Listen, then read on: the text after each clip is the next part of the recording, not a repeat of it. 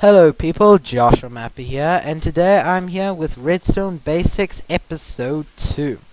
So for this episode, I decided we have some fun, since the next episode I'll be doing more complex circuitry like gates and stuff, so let's just have some fun this episode. First up we have, quite basic, we have doors. Now, I'm presuming that we all know how a door works. You right-click it and it'll open and close.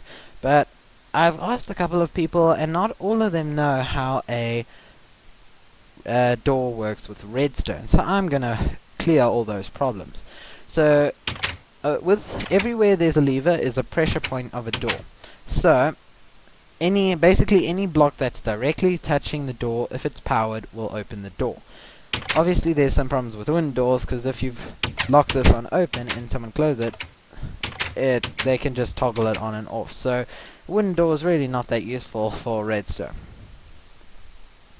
Over here I've just got some nice ways of hiding it.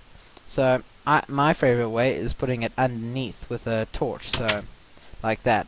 Here I've just got a closer, so that's just a nice way of hiding it, I think. Alright, and then over here I've just got some other methods of hiding it. As you can see, it's feeding right into here, into this bottom block. So when I press that, it opens up. And then over here, I have it going into the side block. And this only works because there's a corner wall here. But then I can just press that and the door will open. Obviously you wouldn't really have the lever here, you'd probably have it there. And you'd have that. And you could open the door with no visibility. So that's just a nice way of hiding the redstone. And then over here I've just put together something for inspiration for that. So imagine, far away in two parts of the map you have two levers. Only once you've pressed both of them will a door open to go to the next level. So if one of them's not on, then the door won't open. So it's just, that's just a nice thing to do on an adventure map. I've personally never done it, but I think I've seen Hypixel use it in one of his adventure maps. Alright, over here I just have a little thingy. Oh yeah. And then it powers this door, and then what did I put in the chest? From me, okay? To myself, that's me. Are you serious? This was the best door example you could think of? From me. Yeah, me's not the best with manners all the time, so yeah, it's, there's not much I could think of for doors. Give me a break, me. Alright. The fun one. TNT. The awesome, the fun thing that everyone loves in Redstone and Minecraft. Now, I'm sure most of you know that if you have flint and steel and you light TNT, it explodes. But I just want to clear the air for how it works with redstone. So, basically a redstone signal goes into the TNT or blocks around it, and then the TNT lights, and we all know how this results, and bang. Alright, so there we are, that blew up pretty much everything.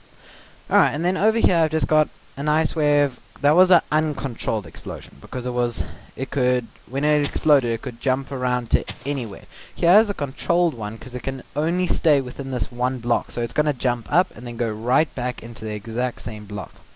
And then over here, I've just got a nice method of detecting once something's blown up. So basically, I just have a torch within the area of the explosion, the torch is blown up, and something activates. In this case, it's another TNT block. So this is a TNT chain. So there's that activating, it's going to blow up, it's going to take away that, and bang. See, both of these were about the same shape, that's because it was a controlled explosion. So that's kind of cool. Alright, and then over here I have everyone's favorite, including mine, redstone cannons. Now, I've got two versions here. This is the old version before 1.5, and these are the newer versions that are a lot more practical. But I'll first show you the old version. So basically this activates these blocks, which activate all of this TNT. They're going to explode, but just before they explode, this is going to set off this redstone block. And this water will fill in here, which means none of the blocks around it will explode. So once these explode, and this will be down already. This will shoot far away, like so. So I'll explain it. Try explain it while it's going. Alright, so you see it's exploding there, and then bang and bang. So that's just the old way of doing cannons before 1.5, and then here's how you do it in the 1.5, baby. You have a whole lot of dispensers. Now I'll be getting in detail in dispensers just about now, and then I'll show you. When these came out, cannons had a whole new level. I'll show you what I mean. It fills up this entire thing, and then it outputs 2 and shoots them far away, both TNT blocks, to explode and blow up beyond my chunk view. Alright, and then over here I've put together for us a little course. Basically, as I was saying in episode 1, how nice it is to make parkour using sticky pistons. So I made a little parkour course for you. Alright, with a bit of delays and stuff, but it's kind of cool. It's parkour, and since this is about TNT, not really about parkour and stuff, this is what happens when you fall. And I'm sure that'll get rid of me in good enough time. How this works is this block turns off this loop, off and on, and then basically it's just powering a whole lot of sticky pistons, which are extending and descending with a whole lot of delay. Semi-simple. Now let's see if I can do this first time. I'm hectically bad at parkour, so hopefully I can do this. I've got to keep inventory on that. Whoa, whoa. Ah, yes. Alright, made it. Alright, that just had a command block, and it changed my game mode to creative. I'll get to command blocks in another series. Just don't want that lagging up my world. Alright, next up we have dispensers and droppers. Now, let's start with just the basic difference between dispensers and droppers. Both of them, if it's an average item like a piston or sticky piston, it'll just drop the items. So, nothing special really, it'll just drop the items, nothing really will happen. So they're the same. But say you have something like a fire charge. So this is the dropper over there, and this is the dispenser. Now, this is where things get different.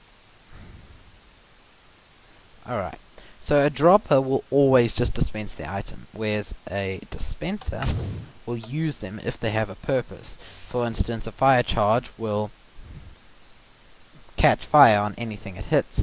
So that's just basically the difference. And then over here I just have the up-facing ones, so bang and bang. And then over here I have the dispenser and the dropper. So when I press this, as you can see. Okay, so that's that. Then also I just want to show you guys this, because I haven't used it, but it's quite a cool little feature. Why on earth do I have a sapling in my inventory, do you ask? Well, this is a dropper, so when I press this, nothing's going to happen. But in 1.5, you were able to do this. Let's hope there we are. Whoa, that's a massive tree. Okay, that is quite big. And then, yeah, so that's just how bone meal works with the dispensers. And then over here I just put together everyone's favorite, Minecraft turret. So, this shoots fire charges rapidly at everything. It doesn't just work with fire charges, it would also work with arrows. Do I have any arrows? No.